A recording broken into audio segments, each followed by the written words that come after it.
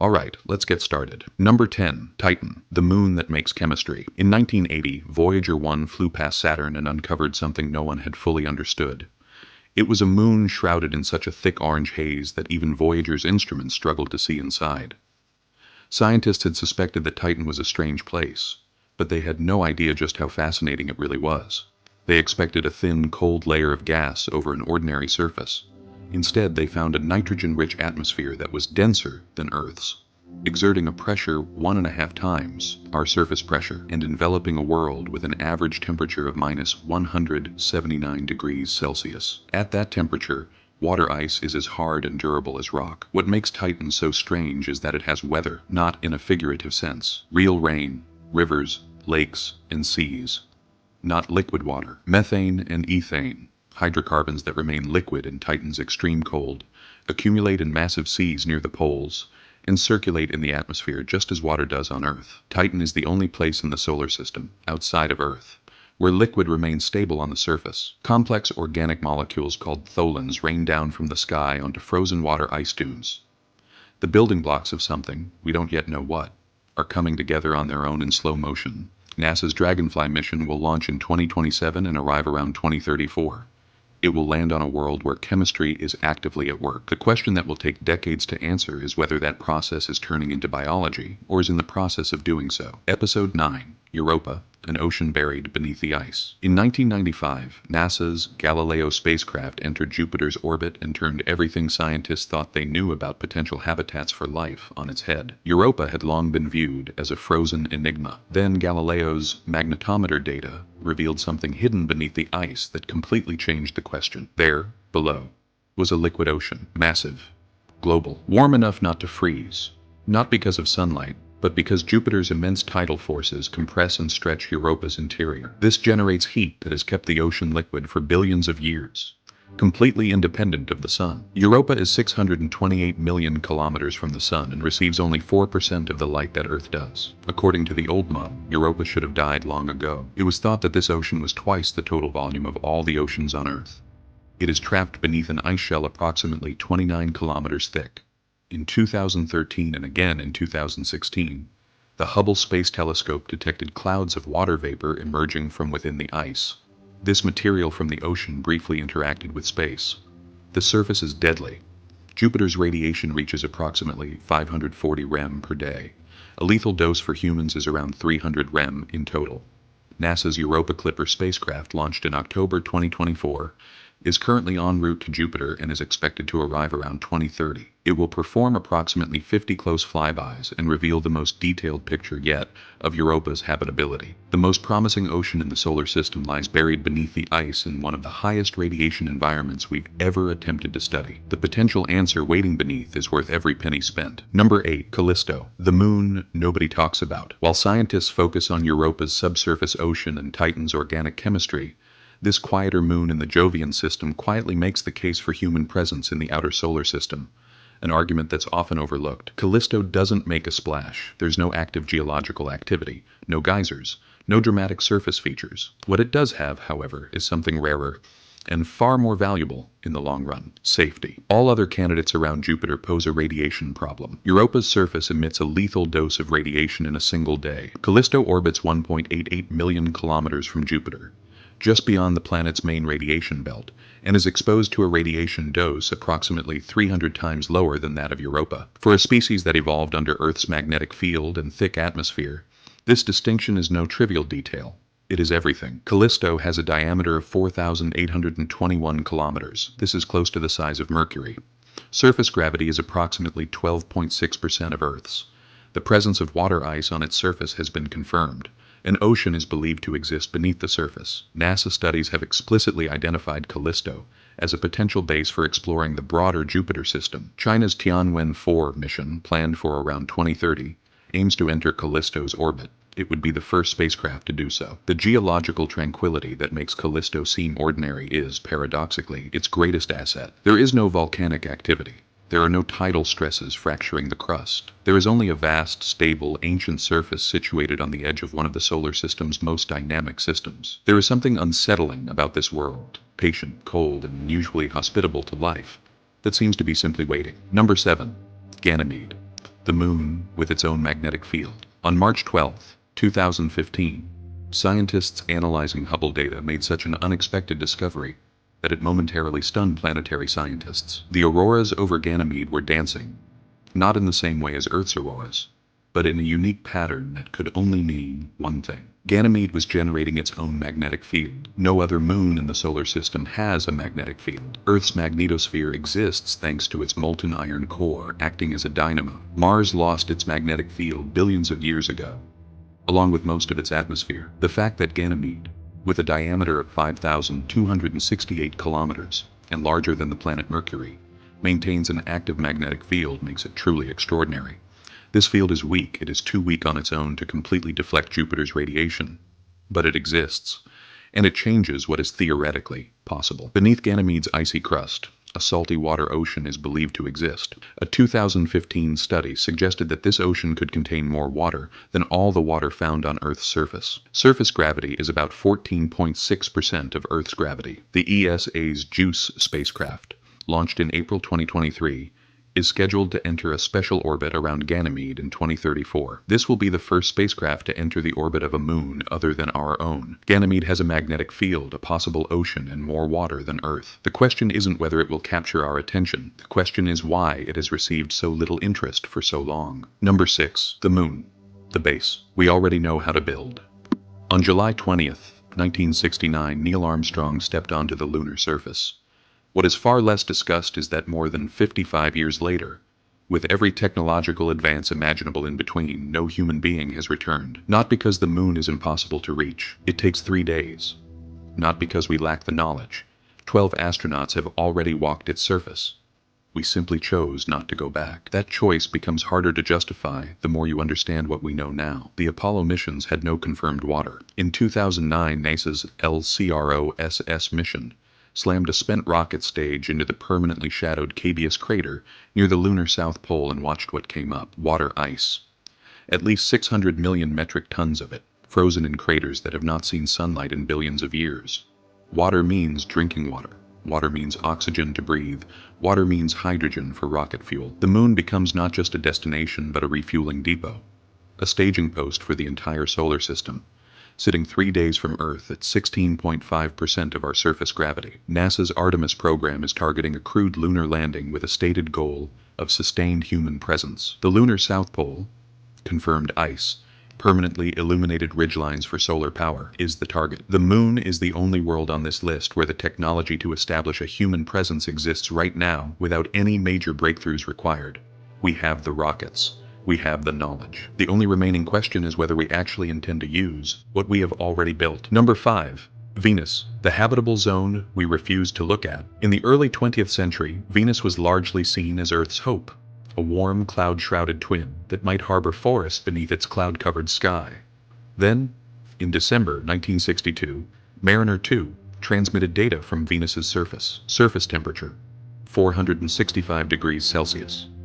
Atmospheric pressure, 92 times that of Earth. The dream ended with the impact.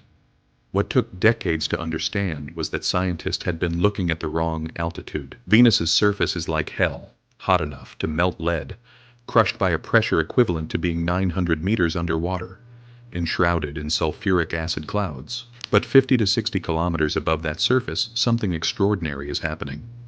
Temperatures drop to between 0 and 50 degrees Celsius. Atmospheric pressure levels off at about 1 bar, essentially the same as at sea level on Earth. The radiation environment becomes manageable.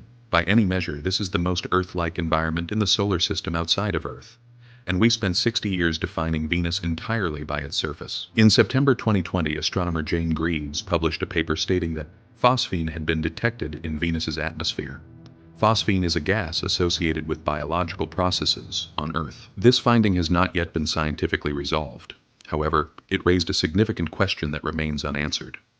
Are we certain that Venus's clouds are sterile? The floating habitats drifting in this temperate layer at an altitude of 50 kilometers are not science fiction. They are an engineering challenge. NASA's Da Vinci and Veritas missions, along with ESA's Envision spacecraft, plan to visit Venus in the 2030s. The most overlooked habitable environment in the solar system has been hovering over that hellish world from the very beginning.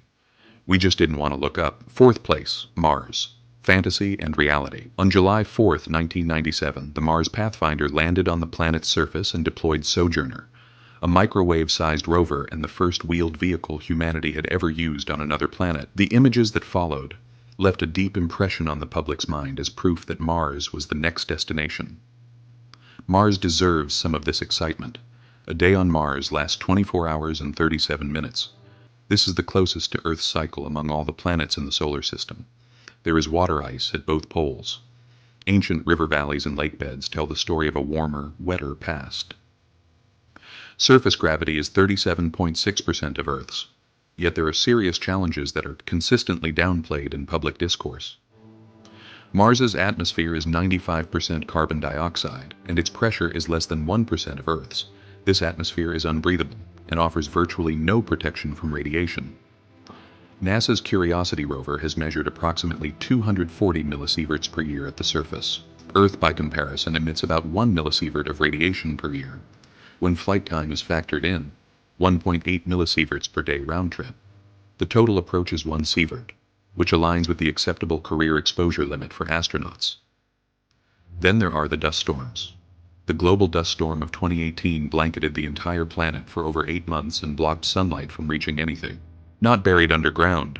SpaceX's Starship and NASA's long-term plans are both explicitly designed with Mars as the target. The 2030s are cited as the most frequently mentioned target decade.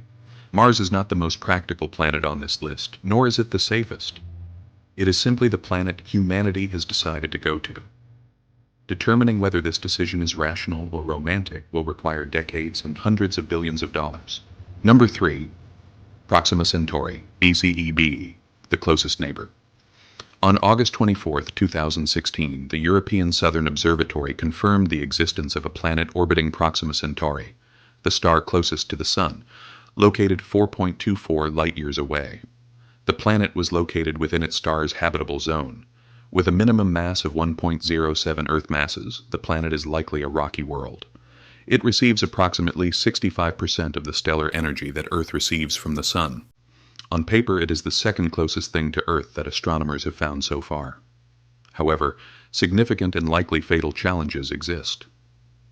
Proxima Centauri is a red dwarf star that regularly emits intense flares with radiation powerful enough to strip a planet's atmosphere over geological timescales. No atmosphere has been detected on Proxima b. The planet is almost certainly tidally locked. One side is perpetually day, the other perpetually night, which creates extreme temperature differences that would likely disperse any atmosphere if one existed. The Breakthrough Starshot Initiative proposes laser-propelled probes traveling at 20% the speed of light, with the potential to reach Proxima Centauri in about 20 years. At the speed of any conventional spacecraft, the journey would take approximately 75,000 years. Proxima Centauri b is either the most alluring destination in the universe, or a scorched airless rock orbiting a dangerous star. At present, with our telescopes, we cannot distinguish between the two.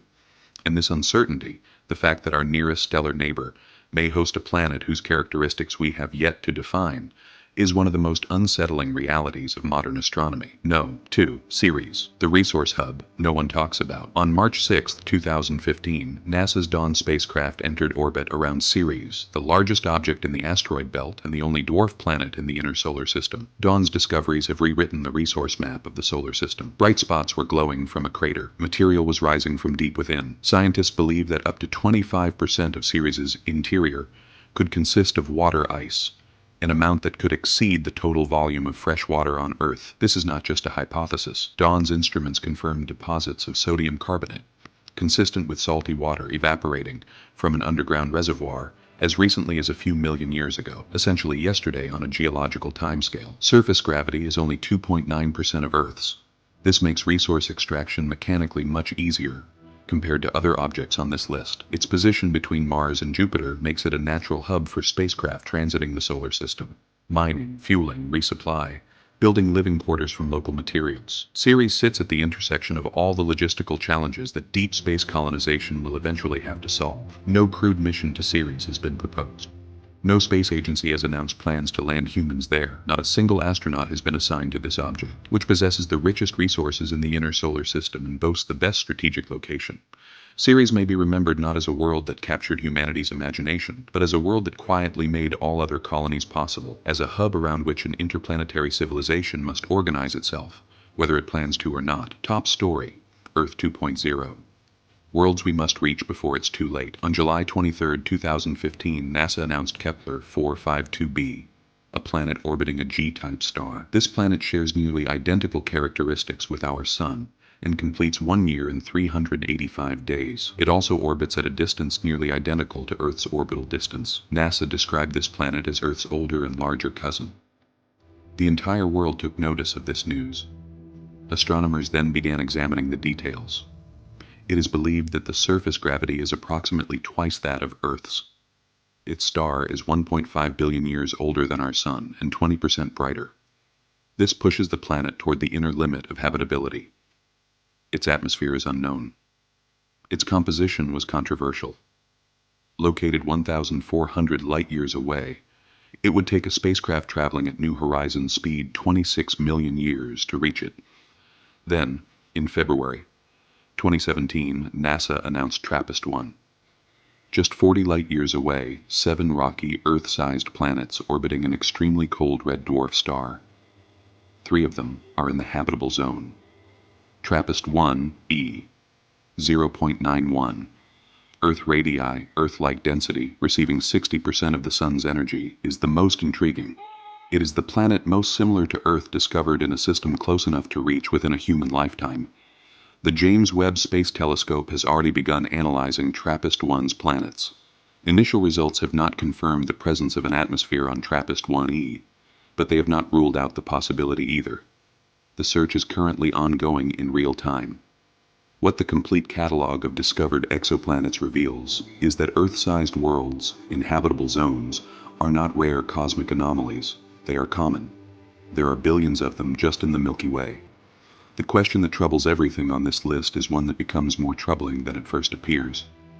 It is not whether planets capable of sustaining us exist, but will we be able to develop the technology to reach them before we deplete the planet we inhabit? Every delay in returning to the moon, every canceled mission, every decade spent without building the infrastructure for an interplanetary species. Each of these reduces our options in a universe that offers plenty of them. The universe hasn't placed any scarcity of potential homes before us. What it has placed before us is a distance and a clock. Subscribe to Spacevorax. The clock has already started ticking.